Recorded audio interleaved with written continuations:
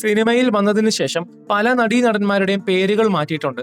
അഭിനയിച്ച സിനിമകളിലെ കഥാപാത്രത്തിന്റെ പേരും ജനിച്ച സ്ഥലത്തെ പേരും ചേർത്ത് പേര് മാറ്റിയവരാണ് കൂടുതൽ.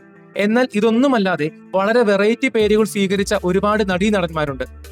കൊട്ടാരക്കരയിൽ ജീവിച്ച അബ്ദുൽ ഖാദർ ബോബി എന്ന സിനിമ കണ്ട് ഇഷ്ടപ്പെട്ട് ബോബി കൊട്ടാരക്കര എന്ന പേര് സ്വീകരിച്ചതും, ബോളിവുഡ് സൂപ്പർ താരമായ ധർമ്മേന്ദ്ര മാഫിയ എന്ന തന്റെ സിനിമയിൽ പ്രവർത്തിച്ച ശശിധരൻ പുതിയ വീട്ടിൽ എന്ന വ്യക്തിക്ക് മാഫിയ ശശി എന്ന പേരിട്ടതും, ക്രോസ് ബെൽറ്റ് എന്ന സിനിമ സംവിധാനം ചെയ്തതിനു ശേഷം വേലായുധൻ നായർ ക്രോസ് ബെൽറ്റ് മണിയായതും ഉൾപ്പെടെയുള്ള കഥകൾ 1 വർഷം മുൻപ് ഈ ചാനലിൽ അപ്ലോഡ് ചെയ്തിട്ടുണ്ട്.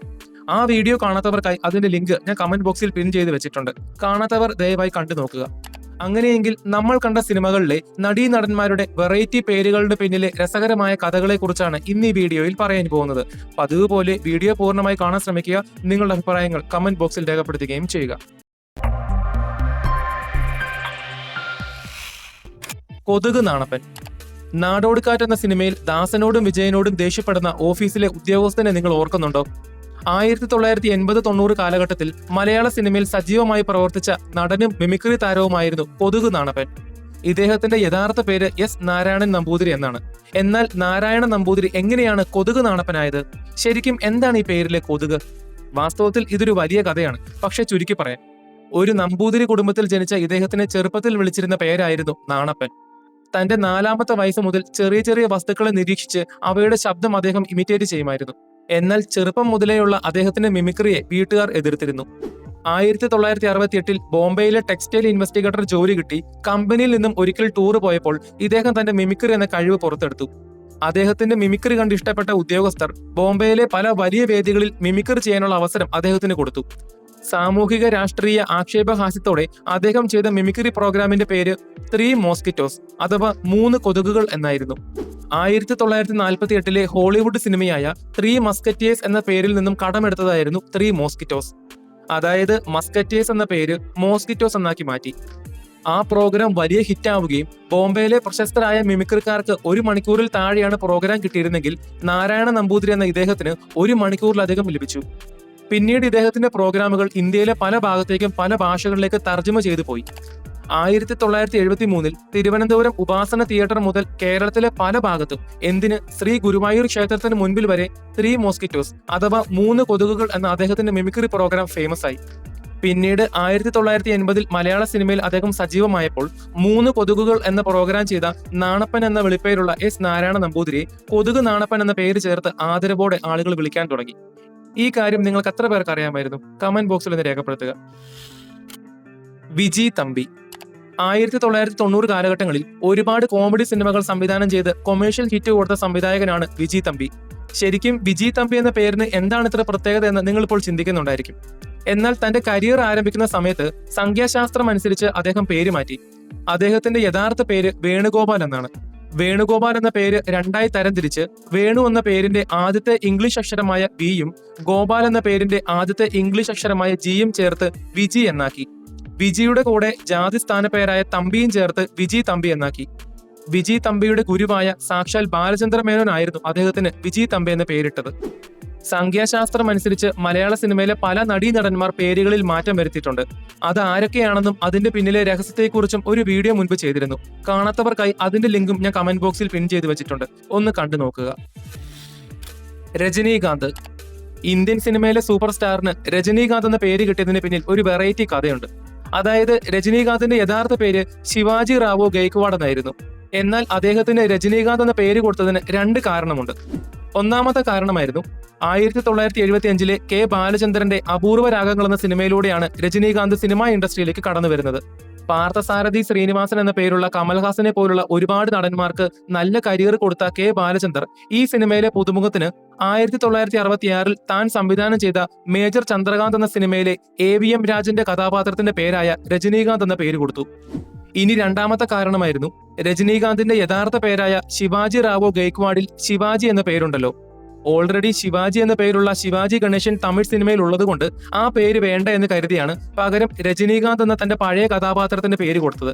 അങ്ങനെയാണ് തലേവർ സൂപ്പർ സ്റ്റാറിന് രജനീകാന്ത് എന്ന പേര് വന്നത്. കുഞ്ചൻ. മലയാള സിനിമയിലെ ആദ്യത്തെ ഫ്രീക്കനാണ് കുഞ്ചൻ. എന്നാൽ അദ്ദേഹത്തിന്റെ യഥാർത്ഥ പേര് മോഹൻദാസ് എന്നാണ്. മോഹൻദാസ് എങ്ങനെയാണ് കുഞ്ചനായത്? 1969 റസ്റ്റ് ഹൗസ് എന്ന സിനിമയിലൂടെയാണ് കുഞ്ചൻ മലയാള സിനിമയിലേക്ക് വരുന്നത്. അന്ന് മുതൽ അദ്ദേഹം അഭിനയിച്ച എല്ലാ സിനിമകളിലും അദ്ദേഹത്തിന്റെ യഥാർത്ഥ പേരായ മോഹൻ അല്ലെങ്കിൽ മോഹൻദാസ് എന്നാണ് കാണിച്ചിരുന്നത്. അങ്ങനെ 5 വർഷത്തിന് ശേഷം 1974 നഗരം സാഗരം എന്ന സിനിമ അഭിനയിച്ചുകൊണ്ടിരിക്കുമ്പോൾ മോഹൻ എന്ന പേരുള്ള മറ്റൊരു നടൻ ആ സിനിമയിൽ ഉണ്ടായിരുന്നു.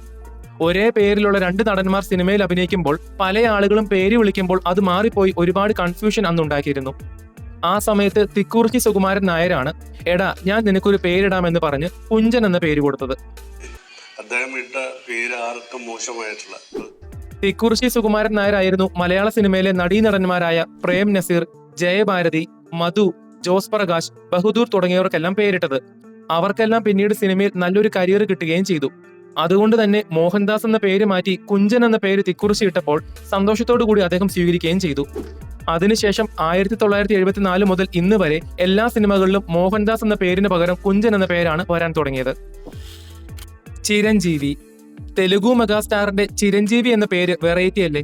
എന്നാൽ നിങ്ങൾക്ക് എത്ര പേർക്ക് അറിയാം അദ്ദേഹത്തിന്റെ യഥാർത്ഥ പേര് കൊണിഡേല ശിവശങ്കര വരപ്രസാദ് എന്നാണ്. ഇത്രയും നീളമുള്ള പേരുള്ള വ്യക്തിക്ക് എങ്ങനെയാണ് ചിരഞ്ജീവി എന്ന പേര് കിട്ടിയതെന്നറിയാമോ? ഗൂഗിളിലും വിക്കിപീഡിയയിലും ഒക്കെ നോക്കുമ്പോൾ കിട്ടുന്നത് അദ്ദേഹത്തിന്റെ കുടുംബം ആഞ്ജനേയ സ്വാമിയായ അഥവാ ഹനുമാനെ ആരാധിച്ചിരുന്നു. അമർത്യനായ ഹനുമാനെ ചിരഞ്ജീവി എന്ന് വിളിച്ചിരുന്നു. അതുകൊണ്ട് ആ ഭക്തിയിൽ അദ്ദേഹത്തിന്റെ അമ്മ അദ്ദേഹത്തിന് കൊടുത്ത പേരാണ് ചിരഞ്ജീവി എന്നൊക്കെയുള്ള വാർത്തകൾ കാണാം. എന്നാൽ ഈ വാർത്ത മുഴുവനും സത്യമല്ല. സാക്ഷാൽ ചിരഞ്ജീവി തന്നെ ഇതിനെക്കുറിച്ച് കൃത്യമായി പലതവണ പറഞ്ഞിട്ടുണ്ട്. അതായത് മദ്രാസ് ഫിലിം ഇൻസ്റ്റിറ്റ്യൂട്ടിൽ പഠിച്ച് പിന്നീട് അവസരങ്ങൾ തേടിപ്പോയ ചിരഞ്ജീവിക്ക് ഒരു വെറൈറ്റി പേരില്ലാത്തത് കൊണ്ട് ആരും ഓഫറുകളൊന്നും കൊടുത്തില്ല. അങ്ങനെ ഈ കാര്യം ഒരുപാട് ദിവസങ്ങളോളം മനസ്സിലിട്ട് ആലോചിച്ചത് കൊണ്ടായിരിക്കാം ഒരു ദിവസം അദ്ദേഹം രാത്രി കിടന്നുറങ്ങുന്ന സമയത്ത് ഒരു സ്വപ്നം കാണുന്നു.